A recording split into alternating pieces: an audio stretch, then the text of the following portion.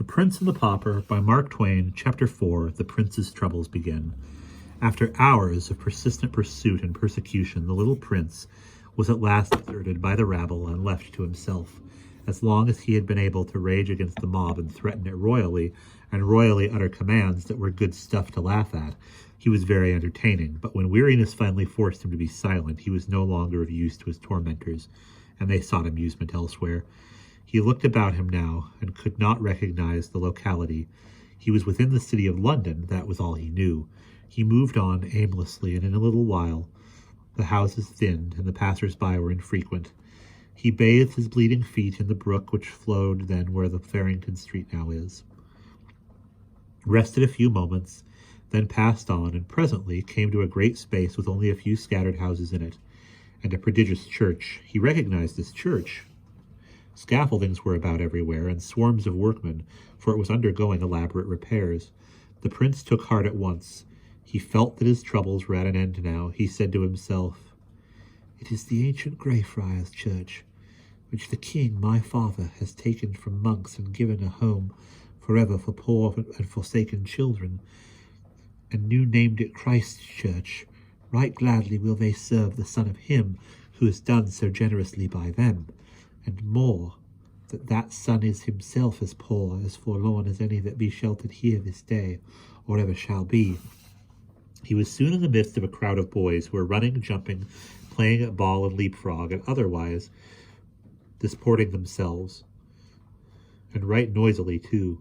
They were all dressed alike, and in the fashion which that day prevailed among serving men and prentices.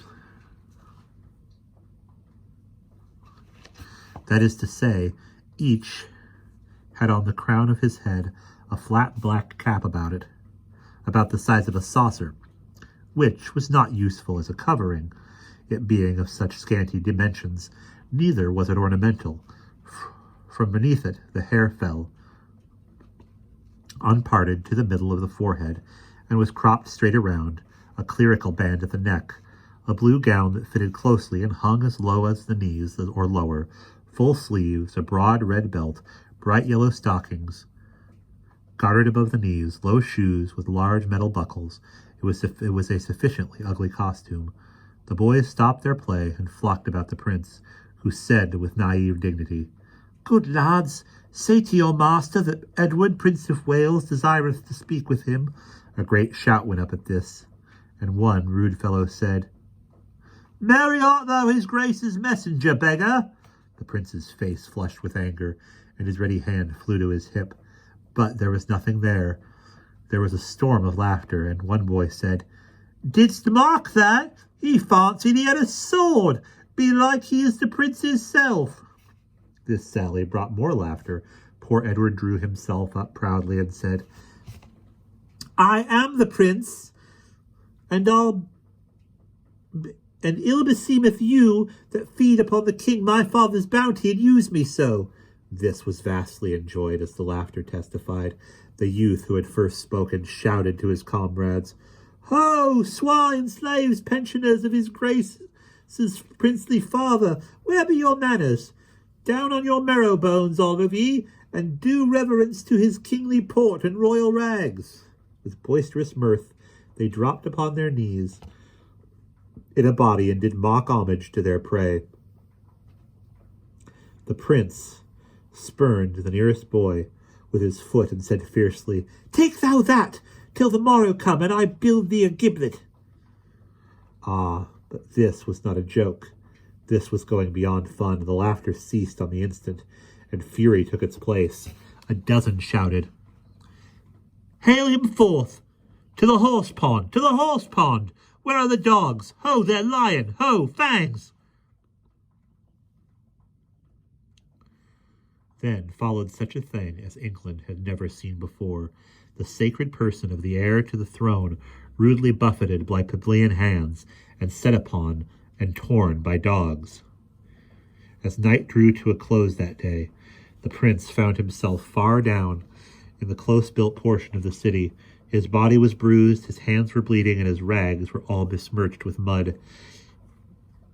He wandered on and grew more and more bewildered. and so tired and faint he could hardly drag one foot after the other.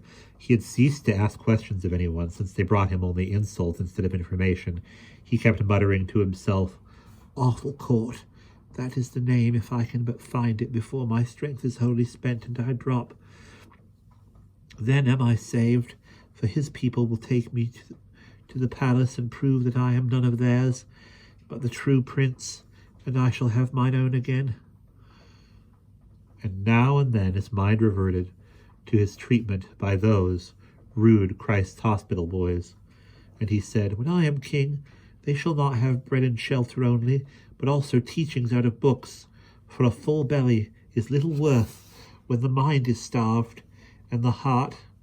I will keep this diligently in my remembrance, that this day's lesson is not lost upon me, and my people suffer thereby, for learning softeneth the heart, and breedeth gentleness and charity." The lights began to twinkle. It came on to rain. The wind rose, and a raw and gusty night set in. The houseless prince, the homeless heir to the throne of England, still moved on, drifting deeper into the maze of squalid alleys where the swarming hives of poverty and misery were massed together. Suddenly a great drunken ruffian collared him and said, "Out to this time of night again, and hast not brought a farthing home, I warrant me. If it be so, and I do break all the bones in thy lean body, then I am not John Canty, but some other." The prince twisted himself loose unconsciously, brushed his profaned shoulder, and eagerly said, "Oh, art his father, truly? Sweet heaven grant it be so. Then wilt thou fetch him away and restore me?" "His father? I know not what thou meanst. I but know I am thy father, and as thou shalt soon have cause to—" "Oh, jest not, palter not, delay not. I am worn, I am wounded, I can bear no more. Take me to the king my father, and he will make thee rich beyond thy wildest dreams. Believe me, my man, believe me, I speak no lie, but only the truth. Put forth thy hand and save me. I am indeed the Prince of Wales."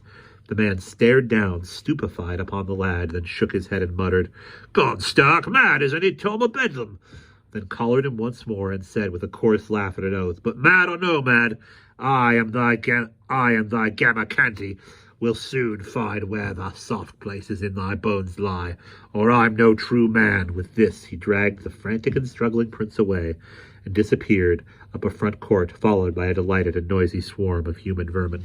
And that is the end of chapter 4.